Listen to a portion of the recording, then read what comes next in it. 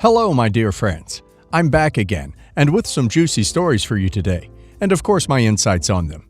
Today's first story is about OP's sister, who can't accept that her sister forgave her husband cheating and is not accepting him back to the family. Well, I think she's just making everyone's life harder by behaving like that, but I'm really looking forward to hearing your opinion on the situation, guys. Enjoy the stories, guys, and don't forget to like and subscribe. And of course, don't forget to leave a comment. My 33 female sister, Jane, 35 female, has been married to Patrick, 40 male, for 7 years. They have one son, Spencer, 6, and Patrick has a daughter from a previous relationship, Claire, 10. About 9 months ago, Jane found out that Patrick was having an affair. She left him and moved in with my family with Spencer and began therapy and divorce proceedings. Unfortunately, Patrick managed to convince her to change her mind, and they got back together. Patrick's relationship with our family has not recovered. He was always a petty, petulant person, and while we all ignored that for the sake of Jane, the affair was a bridge too far. Immediately following the affair, Patrick was made redundant from his job at my father's company, and all non-holiday social invitations were rescinded. We all still see Jane and Spencer, but Patrick doesn't come. Jane says she understands how we feel and hasn't pushed for Patrick to be invited anywhere, although she has said to me that it has made things a bit awkward, as they and the kids now have different plans often. Every year, the whole family, my parents, me, Jane, and our brother, plus partners and kids, go to one of our vacation homes for a few weeks in the summer. This year, everyone is coming to mine. Patrick apparently thought that this was an exception to the rule, probably because it's convenient, and is furious that he isn't welcome. He called me saying how unfair it was that we expected his wife and son to be away from him for several weeks, at which point I reminded him that no one was forced to go on the trip. Patrick accused me of trying to make him the bad guy if he didn't allow Spencer to go, which I agreed would be selfish. He then said that he couldn't afford to take Claire on a vacation this year, so I was creating issues in the household. I was annoyed and busy, so I said, "Patrick, we all tolerated you out of respect for Jane's relationship, and now we respect the relationship about as much as you do," and I hung up and blocked his number. Obviously, this has not gone down well. I don't think I'm the a-hole for not wanting him there, and no one else does either, but I need an objective perspective. Wow, that was strong, but well-deserved, I guess.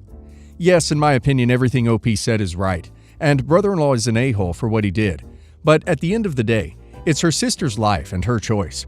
I'm sure the situation is not easy on OP's sister, and OP definitely doesn't help and make it easier for her. I think at the end of the day, OP will have to accept that her sister decided to forgive her husband.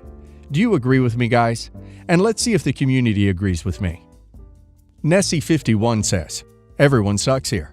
Yes, he did wrong. He was a jerk and did an unthinkable thing. You were right to support your sister, but your sister has decided to give him a second chance. Unfortunately, that's her choice. Whilst I understand your reluctance to socialize with him or go out of your way to accommodate him, ostracizing him from every family event will eventually only impact your own relationship with your sister and the relationship between you and your nephew. Is he really worth that?" Axis says, "You certainly don't have to invite Patrick anywhere, and if Jane is comfortable going on vacation without him, then that is between them. The only reason you said anything to him about respecting the relationship is because he dragged you into what seems to be an argument between him and his wife. If he doesn't want your opinion, he should stop asking for it." Lozit93 says, "Not the a-hole. Cheaters don't think they've really done anything wrong until they suffer the consequences. Your family is doing the right thing, not tolerating his BS, knowing his character, his actions, and the chance it could happen again." For the background, I have a daughter, R, 7 female, with my ex, who cheated on me like 4 years ago. The breakup was messed up. I went no contact and were in therapy for 2 years. Now he has a daughter, L, with his current partner. We share custody of R and decided to be civil because I drop R over his place at weekend and she spends weekdays with me.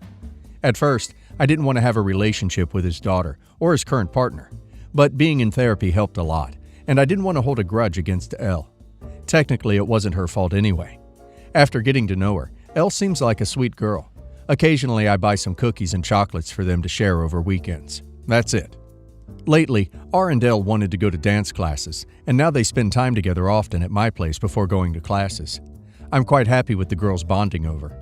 They've been asking me about going to the amusement park, and so I bought them tickets for the weekend and asked my ex to keep it a surprise and bring them over to my place.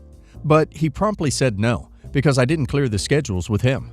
I agree I should have asked him, but I didn't, my fault. He then straight away told me that I'm stealing them away from him and I'm spending money unnecessarily. I don't agree with him. I might have spoiled them a bit lately, but not unnecessarily, at least to me. He finally said that weekend is for them to bond, and if I want, I can get my daughter alone and to cancel Elle's ticket. I didn't want to upset them by excluding one. I very much wanted to bring them both to the amusement park. So I thought of rescheduling or buying new tickets for weekdays. But my ex texted me asking about the tickets, and I said I have yet to cancel. He then suggested that he would go with them instead of me and repay for my tickets. I refused because it was my idea, and I felt like he was taking credit for what I did. I suggested I'd buy another ticket for him. He shot down the idea, saying he wants alone time with his daughters. On one hand, I want them to have fun. It doesn't matter who goes with, but I feel like he's being unreasonable. No matter what I suggest, he says I owe him this for spending more time with his daughters lately. Which I agree, and I'm being very petty about it since he said he would repay me. In my opinion, OP's ex is a very petty man, and OP is a saint. This man cheated, got another woman pregnant while they were married. OP is going above and beyond to give these girls memories together as sisters and putting all her hurt feelings and pain behind. OP's ex should be kissing the ground she walks on. Let's see what the community has to say about this. Kobe no Ushi Yakanza says, not the a-hole. If the tickets can be exchanged for a different date, get him to agree to a date that he won't sabotage due to envy or pettiness. Surely your arrangement isn't that he has every single weekend. Westkit says, not the a-hole. You should be commended for recognizing that the healthiest possible upbringing for your daughter is for you to accept her half-sister as family, which you appear to have done. Your ex sounds like he needs some counseling to help him recognize that what's best for both his kids is the elimination of strife and competition between or among the parents. Is it possible for all three parents to meet to talk about plans like these? Perhaps your ex's new partner can be more objective about how best to spend time with the girls. Lalila says, not the a-hole. You suggested enough alternatives and he said no. If he feels like getting them to the amusement park on the weekend and steal your idea, he can buy tickets himself. Edit. Even though you scheduled it on his time, you told him before you told the girls. You could ask before you buy the tickets so he won't feel pressured, but since you offered to move the tickets, you're fine. You should definitely reach out to all of them and arrange a date when both girls are available. After he agrees, make sure that both girls hear their father say yes to the dates, and then reschedule the tickets. That way, it's his fault if it's canceled again. Also, it's fine if he steals this idea. You know how to plan now, and it won't happen again. Bit of background. My partner has 2 bio kids that he sees fortnightly, one of them overnight, plus midweek every week. His kids' mom spends a lot of money on them, buying them brand name clothing all the time. Just took them to an interstate holiday, buys them the best of everything. Her family comes from money, and the kids never miss out on anything. They also have a lot at our house. It's mostly Kmart stuff, but the kids don't know the difference. My partner and I are struggling financially right now. My son and his son's birthdays are coming up, and they're literally born 10 days, 2 years apart. So we have to start thinking about birthday presents soon, and I'm honestly not sure how we're going to afford it. I'm hoping my tax comes in beforehand so I can buy a few presents. I admit, I spoil my son, but not in the way of forever spending big money on him. If I get a chance to buy him something nice, then I do, but 9 out of 10 it's on Afterpay or Zip Pay, and I'm currently struggling to pay mine down. I've just spent $90 giving him a mini bedroom makeover from Kmart, and yet I haven't even finished furnishing his room, so it's nowhere near done. His bio dad isn't very financial. He pays his child support and buys him some stuff when he can afford it. But as it is, our son doesn't actually have a room at his dad's house and sleeps in my ex's room because he simply cannot afford the rent for somewhere bigger. So there's certainly no financial gain there. Anyway, I recently bought my son a new drink bottle and some replacement parts, plus a couple of books to help him learn and stuff, from the same place that I bought all of his daycare stuff. Because I bought his stuff over a couple of purchases and whatnot, this order automatically put me in as a VIP member, and so I won a $100 voucher. I showed my partner, and his first comment was, "Oh good, you can buy daughter some nice stuff, instead of just son all the time," which quite honestly hurt me a bit. because when I have spare money, I do buy his kids stuff. I was actually showing him to say I could put it towards the birthday presents to help there, but instead I just walked away and put it in my drawer. Am I an a-hole if I don't spend it on his kids, and instead spend it on my son's birthday presents, since I want it? I know all kids should be treated equally, and they are. Don't get me wrong, they definitely are. But right at this point, I kind of just want to be selfish and worry only about my son, considering my son definitely isn't as well off as his kids are. I know it hurts him knowing he can't give everything he wants to give his kids, and we can't spend a great amount of money on buying the kids the top-of-the-line stuff. But we don't have a background of money that gives us that option, so we take what we can get. Or am I just being petty because his words hurt? Edit. I don't have the my kids, your kids attitude. They are always referred to as our kids and treated equally when they're together and never will be singled out. But in situations like this where I need to explain the backstory and point out the difference in kids, then yes, there's his kids and my kids. He does buy my son stuff. If he sees something he thinks my son will like or he knows he needs stuff that I can't get, then he will get it, just as I do his kids. It's not strictly your money is for your kids and mine is for mine. However, he does also see me spending a lot more on my son than his kids, due to the fact that we have my son almost full-time and his kids like 3 or 4 days a fortnight. I need to spend more on mine. I need to do the basics of buying him clothes, shoes, toys, to help him learn and grow, sensory toys and fine motor and so forth, and stuff like that. Which, if we had his kids more, I'd do the same for them, but we don't, so their mother is the one buying them that stuff. I have never and will never go out of my way to say to his kids, son gets this and you two don't because your mom bought you this or whatever. It's not the kid's fault that this is the situation they're in, and it never will be. My partner and his ex chose to separate, and that was the choice they made. However, his ex isn't a very nice person, and she makes it very hard for my ex in regards to the kids. She's always been like that, and that weighed heavily on their separation. My partner, all round, is a good person.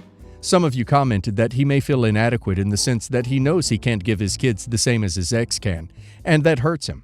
And that does make a lot of sense, and puts a lot into perspective.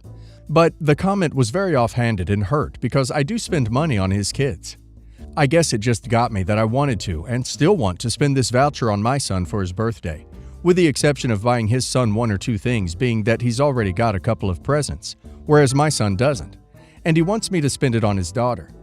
Also, in age, it goes his daughter, my son, his son. In my opinion, OP should 100% put that money towards her son. Like OP's partner doesn't spend money on her son.